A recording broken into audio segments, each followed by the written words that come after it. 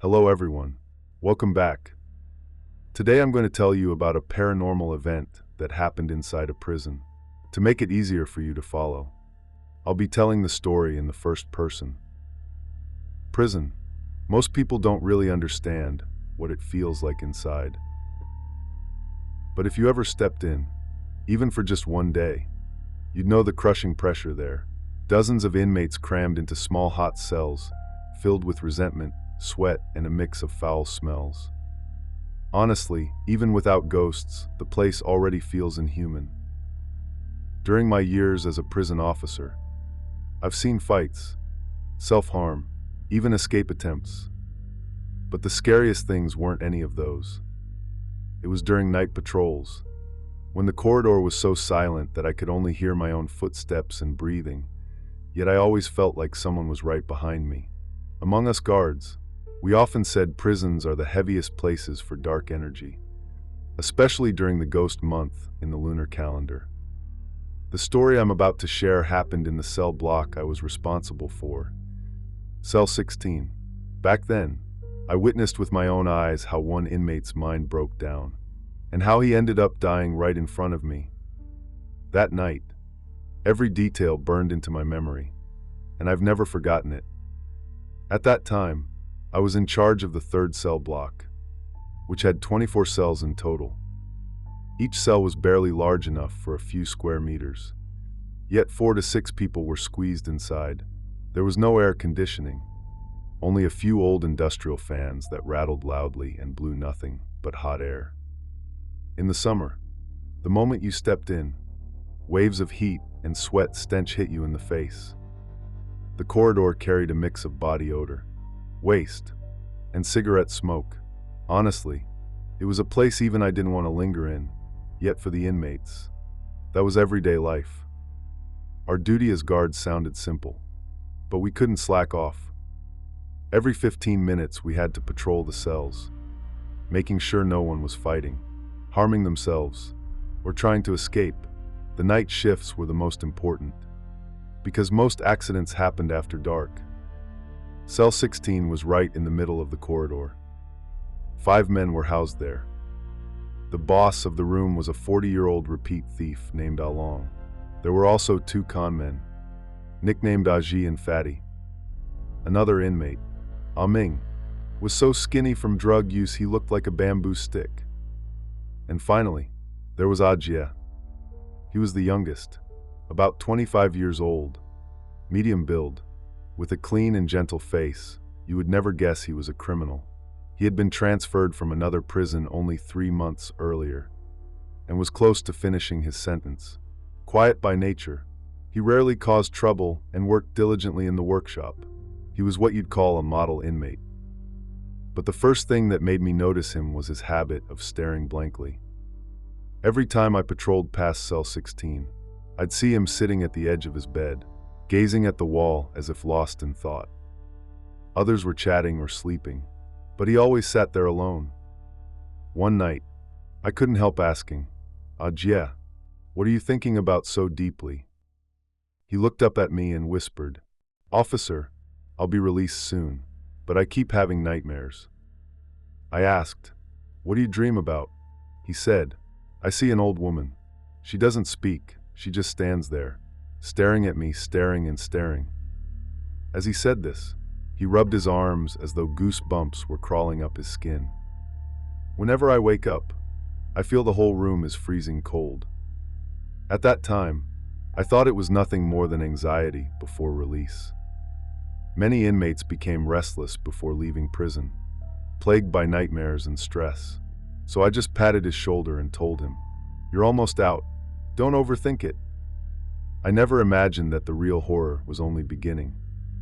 To explain why Ajia was in prison, we have to go back a few years. At that time, he and 2 friends planned a robbery in a narrow alley in Wanhua, Taipei. Their target was an elderly woman who had just withdrawn money from a bank.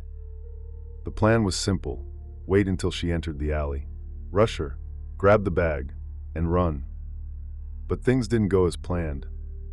The moment the old woman saw them charging at her, she instinctively clutched her bag tightly and stepped back. Ajia, panicking, shoved her forcefully. She lost her balance and fell, the back of her head slamming against a concrete wall. Blood spilled instantly. The three of them froze in shock. Then, terrified, they grabbed the bag and fled. Later, a passerby found the woman and called for help. She was rushed to the hospital, but it was too late after 3 days. She passed away. The police caught them quickly. And what did they get from her bag? Only $8,000. In court, the old woman's daughter cried until her voice broke. I heard from colleagues who were there that she stood up and shouted at them. 8 years? My mother's life is worth only 8 years? You'll pay for this. You'll definitely pay. The court ruled it as involuntary manslaughter, since there was no evidence of intent to kill. Ajia was sentenced to 8 years, but with good behavior, he could be released in 6. That's how Ajia ended up here, assigned to the block I was in charge of. In daily life, he was quiet, kept to himself, and worked seriously. If you didn't know his background, just by looking at him, you would never connect him to a crime. Not long after Ajia moved into cell 16, strange things began to happen. It started with the wall, the one facing the outside, where no pipe should have been. One night during patrol, I noticed a damp stain slowly appearing on it. At first it was just a small patch, like a water leak. I didn't think much of it and reported it as possible plumbing trouble. The maintenance team climbed up into the ceiling and found nothing, no broken pipes, no cracks. They even brought in a leak specialist, who broke open the wall to check. Inside, it was completely dry. They patched it up, but a few nights later, the stains appeared again. What unsettled me most was the timing. During the day, the wall looked spotless, but at night the marks would slowly spread across the surface. Over time, the shape of the stains no longer looked natural. It was less like water seeping through, and more like someone had deliberately splashed liquid against the wall. Then came the smell. During the small hours of the night, every time I patrolled near cell 16, I caught a whiff of something foul. It wasn't body odor. It wasn't the smell of the toilet either. It was a stench, like a rotting animal carcass. I searched the cell thoroughly, inspected belongings, even ordered the beds dismantled, but found nothing. The strangest thing was, only we guards could smell it. The inmates swore they couldn't detect anything unusual. Meanwhile, Ajia's condition was deteriorating. He couldn't sleep, jolting awake from nightmares, claiming he saw the old woman standing in his cell, silently staring at him. One night, I saw him sitting at the edge of his bed, his eyes locked on that wall. I asked, "Ajia, aren't you going to sleep?" He didn't respond. Only when I called again did he snap out of it, his voice trembling. "Officer, there's someone inside the wall, an old woman. She's watching me. Her eyes, they're terrifying." A chill ran through me, but I forced myself to stay calm. "You're just seeing water stains," I told him. "Go back to bed." As the days passed, Ajia became weaker and thinner. He stopped eating, sat in silence, and looked like a walking corpse. What scared me even more was that the other inmates began to dream of the same old woman. Each described the dream differently, but all agreed on one thing. The woman never spoke, she only stared at them in silence. By then, I knew something was terribly wrong in cell 16. But what exactly? I had no answer. As Ajia's release date drew closer, the tension in cell 16 grew heavier. He hardly slept anymore, waking up startled in the middle of the night, or simply sitting on the edge of his bed until dawn, staring at nothing. The others began to complain. Along grumbled to me, "Officer, this guy screams in his sleep every night. None of us can get any rest." Ming and Fatty added that Ajia often mumbled as if talking to someone, which made them nervous. But what truly frightened them was that they themselves had started having nightmares too. Ajia, meanwhile, was wasting away.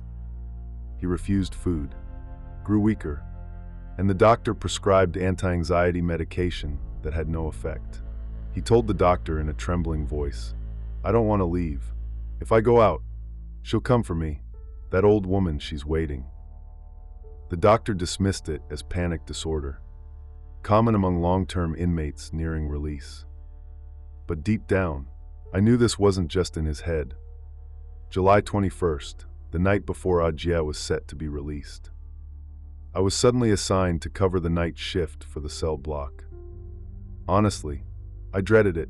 Cell 16 had already unsettled me for weeks. But duty was duty. That evening, the air was stifling, not a breeze in sight. After the cells were locked down at 6 p.m., I began my rounds. 9 p.m., first patrol. All 5 men were lying on their beds, though I could tell none of them were asleep. I swept my flashlight across the wall and froze.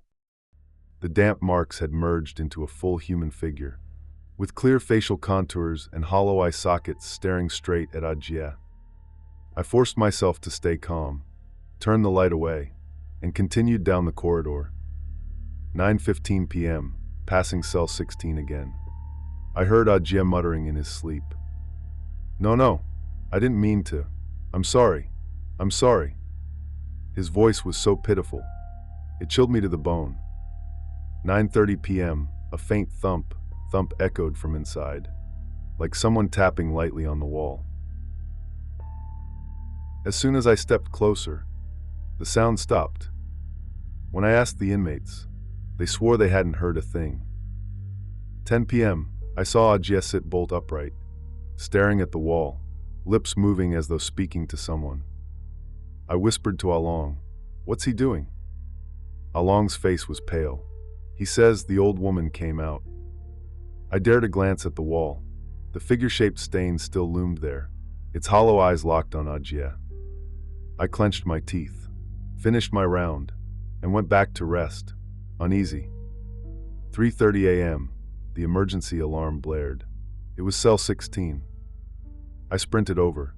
Along was slamming the bell, panic all over his face. The others were huddled together, terrified. "What happened?" I shouted. Along pointed with a trembling hand.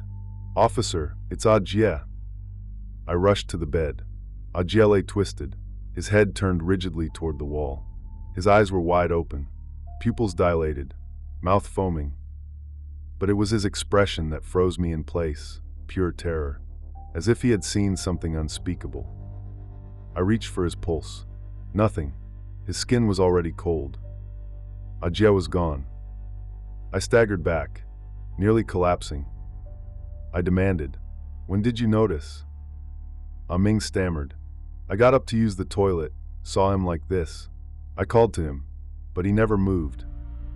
I radioed Central for medical support, but I already knew it was too late. As the medics carried Ajia's body out, I glanced once more at the wall. The stains were gone. The surface was spotless, as though nothing had ever been there. An inmate about to be released had suddenly died. His family refused to believe it was natural and accused the prison of negligence. The media quickly picked it up, and soon the case drew the attention of the prosecutors. They ordered an autopsy to determine the exact cause of death. 3 days later, the forensic report came out. When I read it, I felt my whole body go stiff. The coroner wrote that Ajia's neck showed clear finger marks, 5 distinct impressions consistent with manual strangulation. But here was the strangest part. The size of the handprints did not match an adult male. Instead, they were closer to those of an elderly woman. The prosecutor questioned the 4 other inmates in cell 16. Ming said that around 11 that night, Ajia kept murmuring in his sleep, "No, please, I didn't mean to. I'm sorry." Then, in the middle of the night, he suddenly sat up and faced the wall, whispering, "Grandma, I know I was wrong. Please forgive me. Tomorrow I'll be out. I'll visit your grave. I'll take care of your daughter." After that, he lay back down but kept tossing and turning, like he was in pain. Ming recalled that around 3 a.m., he heard Jie making a choking sound, as if something invisible was strangling him. He thought it was just another nightmare and didn't intervene. By dawn, when he got up to use the toilet, Jie was already gone. The prosecutor didn't believe in the supernatural. He insisted on a scientific explanation and brought in forensic specialists to re-examine every corner of cell 16. They used advanced equipment, checked every detail, and reviewed the surveillance footage again and again. The results showed that from 11 p.m. to 4 a.m., only 5 people were inside that cell. The footage clearly captured Jie struggling violently in his bed, arms flailing, as if he was fighting someone off, but there was no one attacking him. It looked exactly as though a pair of invisible hands were choking him. The prosecutor then tracked down the other 2 accomplices from the robbery years ago. One of them hanged himself in another prison, just 3 days after Jie's death. The night before, he had seemed completely normal, chatting with his cellmates about his plans for release. But the next morning, they found him dead, hanging from a bedsheet. The last accomplice had already been released half a year earlier. But a month before all this, he died in a motorcycle accident. Witnesses said he was riding straight through an intersection when suddenly he swerved violently, as if avoiding something invisible, and crashed into a utility pole. He died instantly. In the end, the 3 men responsible for the old woman's death were all gone. The law had not sentenced them to death, but fate or something else had. Even now, I can still remember it clearly. Jie's face, frozen in absolute terror. And those words in the autopsy report. Finger marks consistent with strangulation, similar in size to an elderly woman's hand. I worked as a prison officer for years and saw my share of blood and violence. But this case, it still replays in my mind. Sometimes late at night, I wonder, was there really someone inside that wall? Or did that old woman never leave? No science could explain it. No one could give a definite answer. All I know is that the 3 who committed that robbery never escaped in the end.